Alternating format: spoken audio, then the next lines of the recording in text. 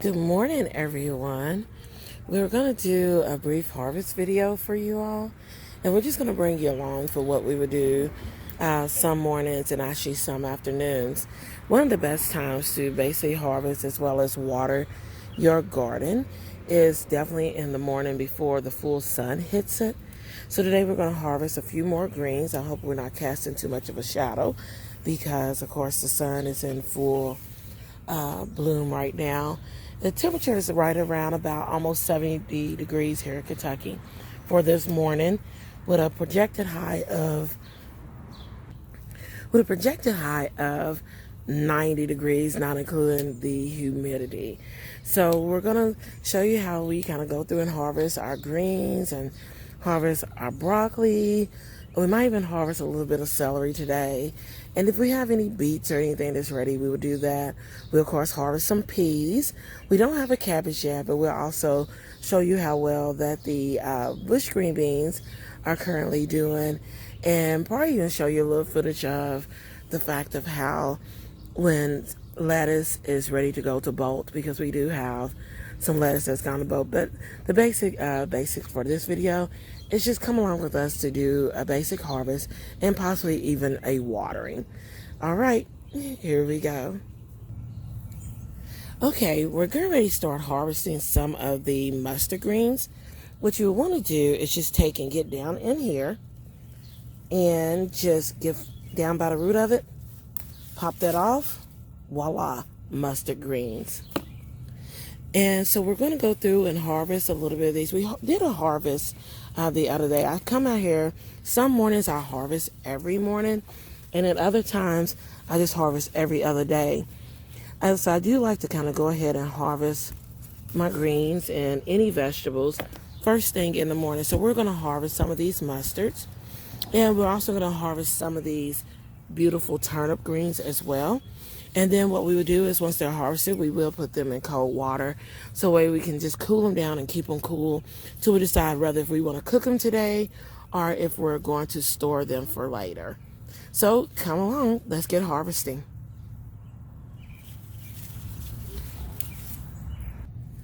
Still harvesting the mustard greens right now. We might not harvest as many because I'm trying to get this before it gets entirely too hot outside and to get this all done, because it is already nice and very, very temperate. Hopefully the shadows is not being cast over this because the sun is coming out full force already. I like to normally be out here no later than about 7:30 at best in the mornings, in order to, especially when it's hot, in order to get this done. So we're going to continue to harvest still some more mustard. Then we're going to go into harvesting the turnip all tops. I ended up getting those seeds from Haas Tools, and what it basically is, it is your turnip greens, just the greens. It's not going to have the bulb. I should leave that alone. And everything, I have one of the cute little puppies out here with me. He always loves to try to eat the greens if they hit the ground. So yeah, I have to tell him, kind of leave that alone. We kind of want to take that in and eat it. So we're going to keep on harvesting these greens and keep taking you around for the rest of the tour. We will continue with harvesting the turnips that, as I said, it's just the leaves, because our family tends to just really love to eat just the turnip green itself.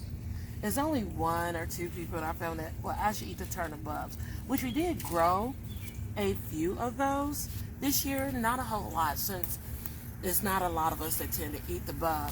So as I say, you just want to get down in here and pick the leaf part of it. You don't want to disturb really the middle part of your greens and everything, so that way they can continue to rejuvenate. So we are going to harvest this, and even if you're harvesting collards, which our collards and our kales are on the other side in another bed, then we will harvest them exactly the same way. We will just reach down in there, grab that stem, break it, pull it up, and then put it in our buckets. So we're going to continue with still harvesting our turnips as well as these mustard greens. As we continue to basically have harvested some of our greens, you will see that the green beans are coming along too. These are some of our bush beans. And I think this one here is definitely going to need a stick. I think he's more of a pole bean than actual bush bean or with pole bean tendencies. As we come along, you see that the cabbages are still doing quite wonderful. And this one right here, oh, it is just, I can feel it coming. That head is really, really hard. Right here, you will also see how the pole beans are growing up the trellis. We have our beets. In fact, this bed just looks like a serious jungle between the asparagus, the beets, the borage, and the peas. It looks like, oh, and let's not forget, the strawberries. It just looks like vegetable garden gone wild. But we are going to continue to keep on harvesting some more things. And so we'll bring you along to also show you what salad bolting looks like as we go along as well. So you can see when we talk about the heat and how salad, or more say lettuce, does not necessarily like the heat. And one way to get around that is just to keep replanting your lettuce. B, definitely keep it watered, and if you can kind of grow it in a more shadier place throughout the summer, that will also help. Or put it like in a grow bag, something that you can move in and out of the sunlight and shade to give it a little bit more of that coolness. So continue on with us. Today we're also going for the first time to harvest some of the celery. With celery, you can do it one way or the other. You can either take and cut below the ground and take the whole plant, or you can just harvest some of the outer stalks. So what we're going to do with some of our celery today is that we're just going to go ahead and just break off some of those outer stalks and harvest just some of the stalks and everything. Now, celery is what they call a biennial. So if we was to leave this here and let it go to seed over the winter, what it would do is it would just make a ton of seeds for next year. It actually would not grow back. And then the following year, it would then regrow celery. So we're just going to harvest a few of these. This is the first time that we have ever grown celery in our gardens.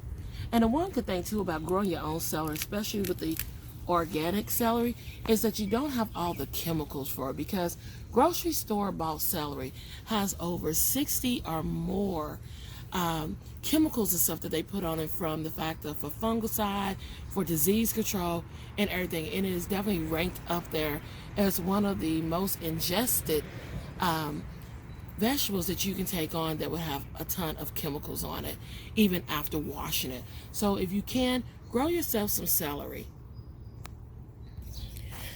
Hey y'all, okay, so as you can see, this lettuce here, which is the arugula, has bolted. And this is what happens a lot when lettuce gets too hot or the temperatures get too hot, because lettuce, as I said, is one of those cool vegetables. It does not like a lot of heat.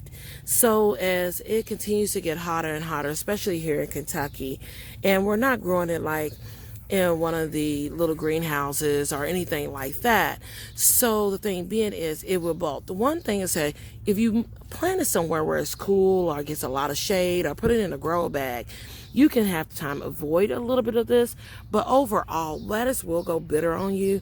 That's why a lot of times you just have to keep succession planting your lettuce. And like with succession planting, meaning is basically you plant one thing of lettuce, maybe 2 weeks later, you plant another thing of lettuce. 2 weeks after that, another thing of lettuce. That way you're constantly getting fresh and good lettuce. You can do the same thing with definitely bush beans and everything. You would plant, let's say, one row 1 week, wait another week to 2 weeks, plant another row. That way you're constantly having fresh green beans.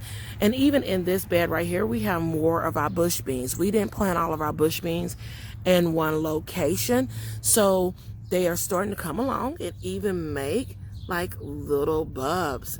So it won't be too long before that right there will turn into a beautiful flower, which then will turn into a green bean. We of course will be bringing you along for all of those journeys as well. So we're going to move into one of our next beds, which is like our strawberry bed, and we'll let you see that we're growing our beautiful strawberries Hopefully you can see that right there. Let me see if I can get you into focus a little more so you can see them. They haven't started turning yet,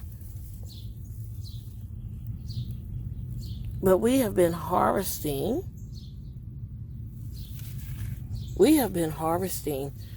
Strawberries all season. So these are just some that are coming on. Forgive the hand shot. I was trying to make sure you all could see because we're also being blinded by the sunlight out here. We'll also be harvesting some of our asparagus from this bed as well. So this one right here is going to go to flower, which is fine. That's what we let these do right here. We just let them go to flower so they can drop more seeds to make more asparagus, because asparagus, like strawberries, are not only they are perennial, so they will keep growing up to about 15 years automatically. So you just keep kind of let some of them go to seed and some of them not go to seed. But we will be harvesting a couple of asparagus. We have one right here that we will be harvesting today, and it's another one that is growing up, and I kind of lost it once I moved some of the bush back over the top of it. But oh, I'm sorry, here it is. We will harvest that one too. And we've been harvesting a few every day. So hopefully today we'll have them for dinner as well.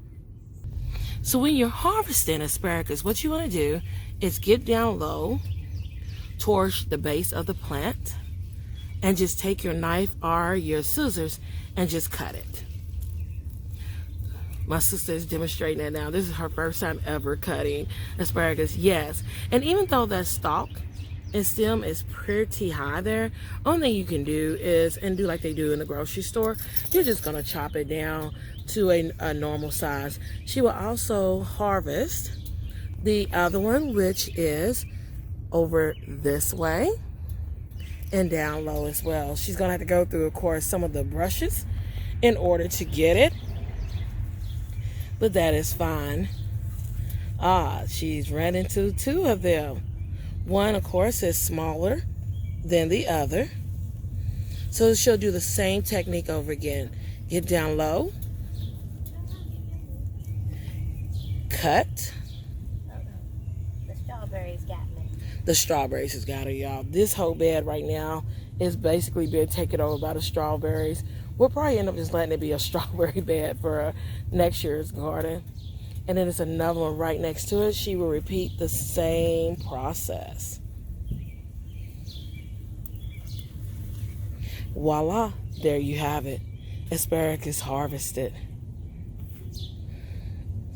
All right, we're going to move into now harvesting some of our peas. As you can see, as I told you, this bed has beets. It also has our pole beans.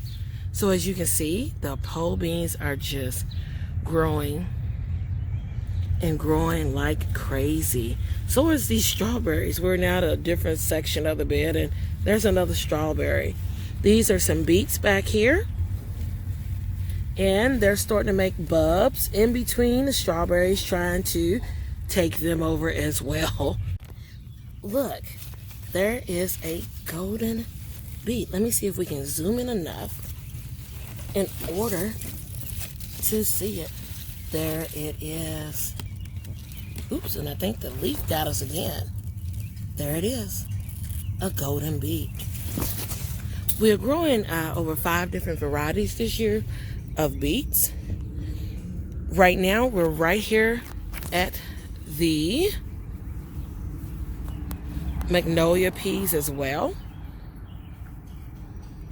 So we will be harvesting some of them, and which I wish that these cameras had smell, because when you harvest these beautiful peas, they have some of the most wonderful smell.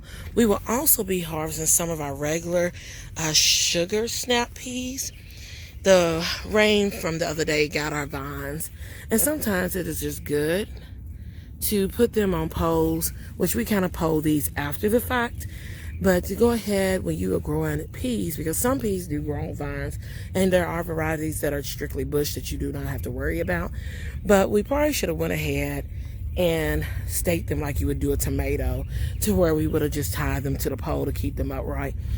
But they was doing so well, so we didn't think about it. But I will show you one more set of beets that we're growing, which is the Chautauqua Beats. This beet, actually, when you cut it open, turns into, looks like a candy cane beet. So when you get it, oops, forgive the grass there, people. As I say, with raised beds, you're still not over the fact of having to weed eat at them. You sometimes just don't have to weed eat as much. But right there is this beautiful, beautiful beet. And when you take and cut it open, it has red and white stripes in it. It's a good tasting beet as well. So we're going to go ahead and harvest some of these peas. And what you would do with the peas is you simply just take the pea, and this one's definitely ready to be harvested, and you're just going to snap it off. And I'm doing this with my left hand, so forgive. I'm a right-handed person. Voila, beet. Here's a pea that has been harvested. And we will continue the same process all around harvesting our peas. As you can see, this is our pea harvest for today. As I always say, any harvest is a good harvest. So this is about standard what we have been harvesting over the last few days, and actually over the last few weeks. And as I said, I wish you all could smell this beautiful purple peas. These Magnolia peas smell so wonderful. We're going to now move in and show you how to harvest broccoli as well. Broccoli. Right here we have also some of our cauliflower. And cauliflower, of course, is one of those that belongs to the same family as your greens as well as your cabbage and everything. Today we're going to actually harvest one of the heads of broccoli. And as you can see right here, we have another small broccoli that's coming on. The thing is, when you harvest your heads of your broccoli plants will normally only make one big head. After that, they will take and make basically little baby heads. So what you will see is here is the head that we're going to be harvesting today. And we will leave this plant because we want it to, in turn, make heads that will come back to look like this here, which is like broccolinis. And that's about the size of the heads you'll get once you have harvested the big heads, all the rest of the plants. But the thing is, you will get several more. Normally, each plant will continue to produce broccolini until either A, frost, B, bugs, or something gets it. But really, broccoli can also tolerate frost. So it'll be more, say, once the plant is just more, say, spent, or let's say you hit certain bugs and worms that attack it, and if you don't control it, then you will lose your plant. So we're going to go ahead and harvest this thing of broccoli. My sister is going to show you how to harvest it. So my sister is about to harvest the broccoli for you. What she's going to do is go down about a couple of notches. She's going to take the knife and just cut it straight across, and boom, there you have it. Broccoli harvested. We would take and put this in cold water as well, so that it can be reserved until we either eat it today or decide to blanch it and freeze it for tomorrow. So we're going to take a quick shot of that. Yes. So we now have our broccoli, which in this particular case, this broccoli is going to be eaten for dinner for tonight as well. So we are going to harvest a couple of beets. The thing about when you're growing organic beets, they're not always these super-sized beets. But my sister here is going to show you how to harvest it. Basically what you do with the beet is you just get a good twist it out, walla bing, walla boom. You will then have a beet. Yes, that is called a bull's blood beet. They range in different sizes, of course. So this is the first one that we've harvested from that. And sometimes too, you just want to go ahead and harvest the beet, sometimes to let room for some of the other ones to be able to grow as well. I think we have like one more beet that we can probably get out of here, which is called the Early Wonder beet. So she is going to demonstrate for you once again how to harvest the beet.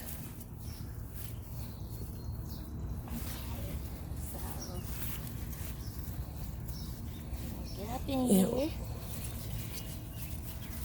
And what she's going to do is just kind of get in there, grab a hold of the beetroot, which the beetroot is, you can eat that also in a salad. For us, though, we're more of just the root itself, which we will end up pickling. But if you want to eat the leaves, you can. They're very sweet and in salads. As well as when you slice beets and put them in salad. A lot of times in Mediterranean culture, they give you beets inside of the salads. And there she goes. She's just going to get down there, twist, and boom, there's another beet. And as you can see, that beet is not necessarily as round. It is actually a cylinder-shaped beet. Sorry, I might have shaded you a little bit there with the sun. But yes, she has now harvested 2 of our beets. We're going to give you a glimpse of what we have harvested today. Oh, look, both of those beets. That's some good eating right there, you all. Some very good eating. And all of this has been grown organically. No chemicals or anything on it. We just water, give it love, and make sure that we have good ground and good dirt for it. As you can see, this is our today's harvest. No, we might not have filled up our whole tub of everything that we've harvested, but trust, anytime that God blesses you with any form of food and any form of harvest, it is a wonderful day. As I said, we will be eating the broccoli today for dinner. My sister and my son and stuff will probably be having ants on the log with the celery. My grandmother, of course, will take and pickle those beets.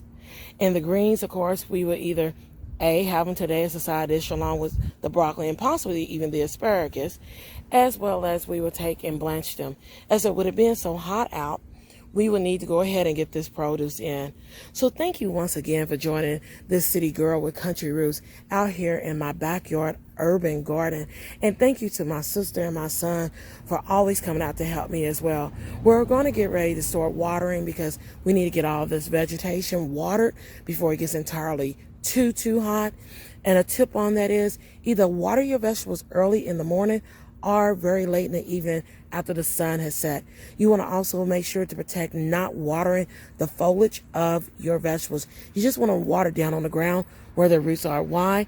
That helps to cut down on the fact of causing certain diseases and everything. But until next time, thank you for joining us on our harvest video. And thank you for being a part of this City Girl with Country Roots. Have a blessed day, everyone. Bye.